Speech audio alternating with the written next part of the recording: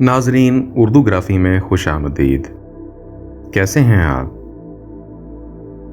आज आपके लिए मसफ़ी ग़ुलाम हमदानी की एक गज़ल लेकर आए हैं। मुझे उम्मीद है कि आप पसंद करेंगे। उससे पहले अगर आपने हमारे चैनल को सब्सक्राइब नहीं किया तो अभी कर लीजिएगा और बेल के आइकन पर क्लिक कर दीजिए ताकि आने वाली वीडियोस की इत्तला आपको बर वक्त मिल सके।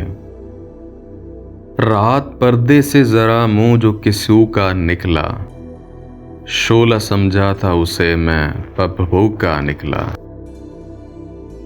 महर मैं उसके फबन देख के हैरान रहे, जब वर के यार की तस्वीर दरू का निकला। ये अदा देख के कितनों का हुआ काम तमाम, नीम चा कल जो टुक उस अरबदजू का निकला।